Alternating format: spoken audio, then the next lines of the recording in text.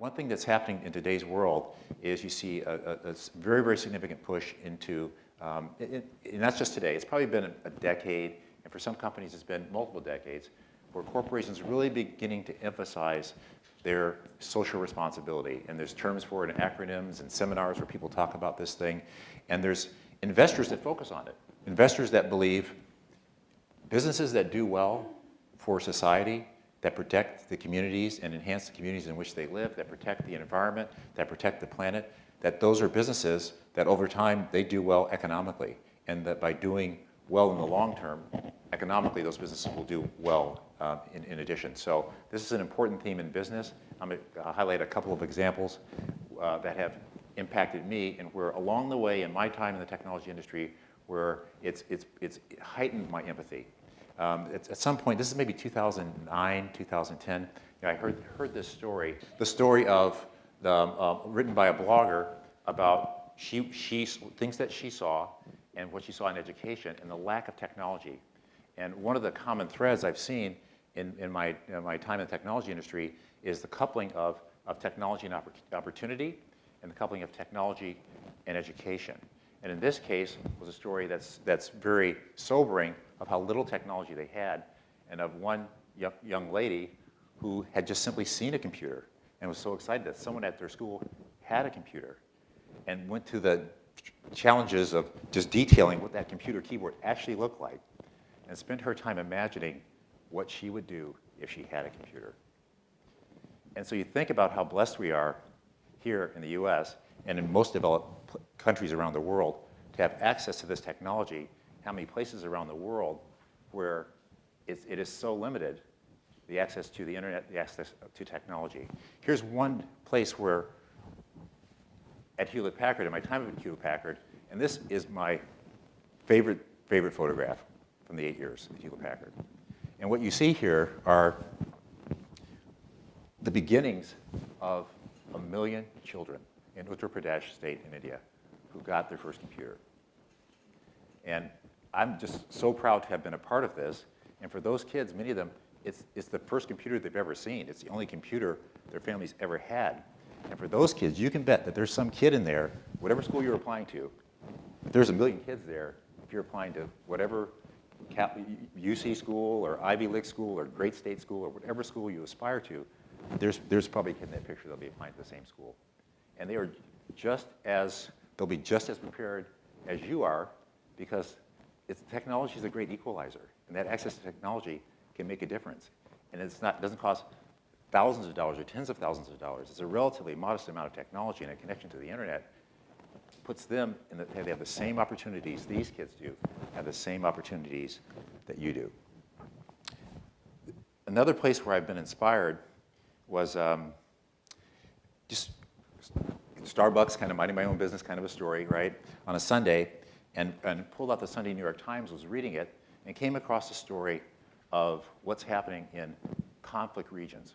And for those of you who don't know the term conflict minerals, in a conflict region, if there are minerals, gold, silver, tantalum, cobalt, those are minerals that are used in industry. There's minerals that are precious. They're used in the making of jewelry and things that we covet. And in a conflict region, people extract those minerals and export them illegally, and then that wealth is used to oppress people. And it's used to buy things that fuel the conflict. And very often, in a conflict region like this, the people that are oppressed are women. It is women and children that are oppressed. And young men are conscripted right into the militias that drive and fuel the conflict, but the women and children are oppressed. And so I read this story, and I was just really, you don't go into a Starbucks expecting to be literally brought to tears and thinking, wow, how can this happen?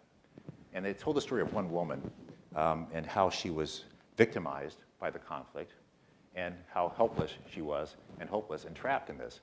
And then I felt a strong sense of empathy and just shock. And at the top of the food chain of these minerals are, it's any of us in the room. It's me. And every time we consume something that has these minerals in it, and we don't hold people accountable for where did you get those minerals from? And it's easy in a corporation so far removed from this. You might be 7 steps removed from this to how it was refined and how it was smelted and how it ultimately became a product that you bought and you hold in your hand that you covet, right? Not holding people accountable for where did those minerals come from and how did it affect the lives of these people. And so one of the things that I focused on in my time with HP was simply to begin a process with others in the industry, companies like Intel, companies like Apple, companies like Tiffany, just to be transparent. Because again, in any dialogue like this, the beginning of progress is just simply being accountable and saying, where do our minerals come from? What are our statistics on key demographics? How much greenhouse gas do we actually impact in the world? And then with transparency comes accountability. And with accountability comes commitments to change. But until you start to measure, until you start to become transparent about your impact as a business, then you can't begin that process of change. And it's true for every individual. So for each of us, as you take decisions in the brands that you associate yourself with and the things that you covet and the things that you invest in, every time you think about what impact is that having? Simple things as when you have a plastic bottle, does it go in the landfill or does it go to recycling? That small thing times 1 million or times 10 million or times 100 million, those small things, each step like that changes the world. So a second place where I had a high level of personal empathy is you travel around these factories where technology products are made, and what you see is a demographic that is majority women, generally quite young, and thinking of how can we have an impact on these folks. And so at HP, we picked an initiative. It's called Health Enables Returns. So we called the HER project, and it was focused on educating the women in these operations. It started in Juarez, Mexico. We brought it later to Japan, later to China and to Malaysia, and it focused on how do you educate these young women on issues of health, on their rights in a situation of domestic violence, and then having them do, and we touched 30,000 women with this process, and we're hopeful that each of them shared it with a sister or an aunt or a niece or someone else in their family in a multiplicative way, so that sharing knowledge empowers them in their choices about life, about their relationships, about their health. Circa 2008, 9, 10 was the beginning of a heightened empathy for me for the people that worked in these operations. I told you the story about the Health Enables Return focus on educating women on issues of women's health. And then in China, it was the issue of migratory labor. And so one of the first things that we did just to learn and explore was to understand if the children of migrant workers, because the way that the economy of China has grown over time is much of the manufacturing is in the coastal areas, and they've long since depleted the indigenous workers that would be in that province or the surrounding province. And so people migrate seasonally. In the Lunar New Year or the Spring Festival or the Fall Festival, coming back and forth on trains, they're migrating, going back and forth. And those workers, as they immigrate, within China, their children don't have the same rights often, not always, but often, to education that the rights of the local citizens would have, right? And so we just did a little exploration and tried to understand what does that really mean, and developed a relationship with one of the local schools where we tried to understand, well, what do they really need, right? And this is, again, it's my wife, Anka, myself there, and we just held an event and said, let's bring some of those kids to HP. Let's bring them to our factory. Let's meet the kids. Let's find out what they really need. We held some fundraiser for them, right? And I was amazed because I thought, oh, they're going to want technology. They're going to want, whiteboards that are digital. They're going to want the internet. And we got to the bottom and says, what do you really need? And they said, we don't have enough chairs. And we were just so surprised and so saddened. He said, we don't have enough chairs. We don't have tables. Just the earlier comments about teachers bringing in pencils and paper and supplies for their kids, right? Which is shocking in an affluent society. Well, here, so we said, okay, and it's almost like, really, is that what you really need? He said, is this what you really need? So you can see we said, okay, we will provide chairs. and we'll provide tables. And it's encouraging, it's heartwarming, but at the same time, it's disappointing that the needs are so basic in the education systems around the world. And you think about these kids, and it was just meeting them was just unbelievable, because every one of them just wanted to come up and, you know, just speak the 1 or 2 words or short fragment sentence of English that they knew, right? And they just wanted to connect. And you look in the twinkling eyes, and they're so just you're seeing people, and they're inside a factory and never seen anything like this before. And just the sense of empathy, it becomes overwhelming. And when you look in those eyes, those 2 young eyes, and you say, and it's strange to think about like this, you know, that is a person just like me. That's a person just like my daughter or my son. They should have every right and every opportunity that my kids do, that you all do. And today they don't, and you can't, there's millions and tens of millions of kids like that. You can't help or empower every one of them, but that one guy right there, you can help him. That one person, you can help that one kid, right? So that really impressed me. So what was happening in China at the time was these macro forces of, and these have changed and morphed a little bit over time, but these are the general vectors of forces of some labor shortages, our factories seeing absenteeism, some inflationary pressures, largely driven by these migratory workflows. And when we looked at and their factories in Shanghai, they're both in Shanghai, and other factories further south, closer to Hong Kong, in China, in the Shenzhen area. Generally, you'd see that typically more than half the people weren't from that province, and they were immigrating to come work there. And that is, in my view, one of the seeds of the challenges of why it makes it a difficult place to work, and why it's harder to be a satisfied worker when you're migrating like this on a seasonal basis. And so, as a corporation, we set about changing that.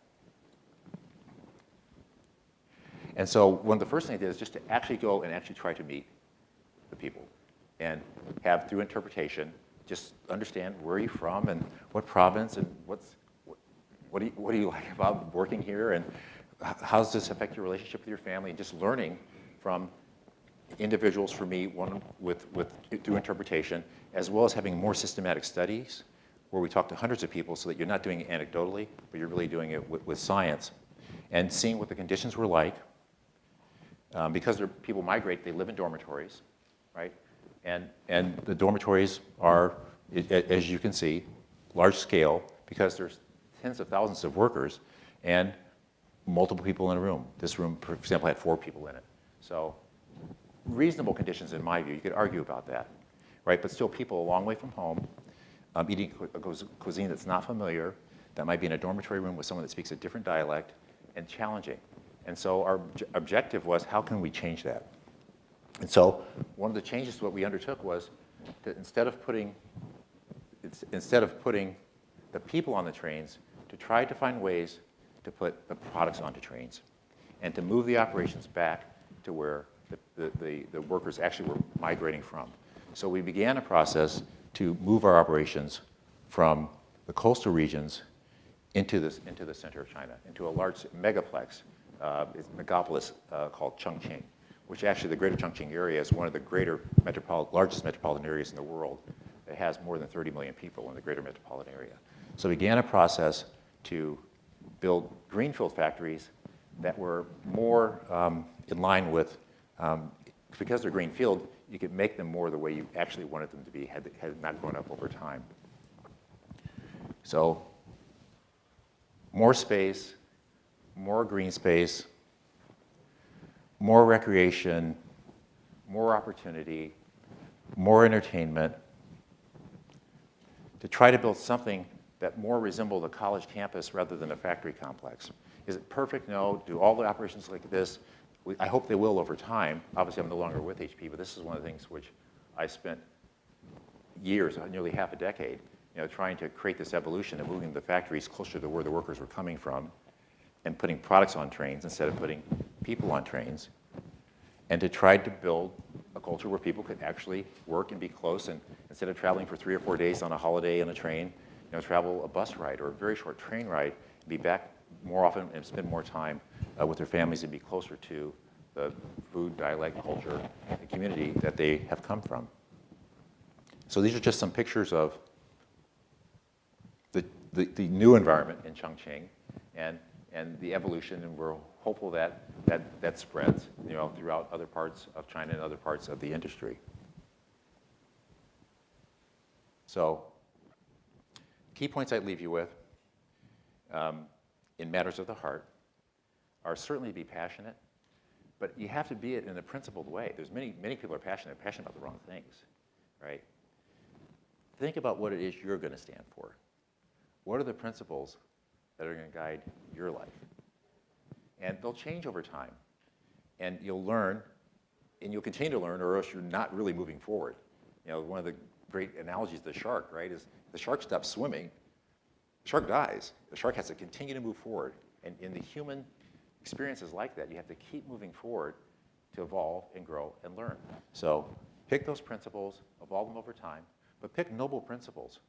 Find real, true North Stars in your life that are not just comets and meteors whizzing by, but something that is a timeless set of principles that you stand decades later and be proud that that was what you pursued. That's what you invested your time, your treasure, your talents, your ties. That's what you invested in. Think about that, right? Hey, every person matters. So if that person's in the Democratic Republic of the Congo, if they're working in some factory in China or Mexico, or if there's some schoolgirl in North Korea, every person matters equally, right? They all have the same rights, regardless of their race, religion, ethnicity, sexual orientation, gender. Everyone has the same rights. And you take that mindset and be empathetic for people that are different with you. Every action matters. And so I think the remarks earlier were great. The scale of what you do, it's just proportional to your means. And so every action you take, don't discount an action because you say, well, it's only this much, and I saw someone else do that much. For you, that's proportional to your ability to impact the world. Think about your actions and their impact on the world.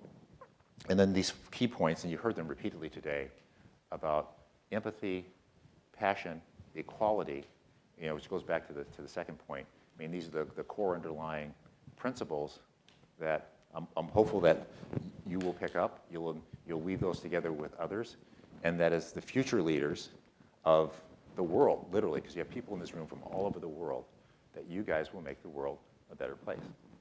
So thanks for the invitation. I really appreciate it, and just very proud to be a part of this great event. Thank you.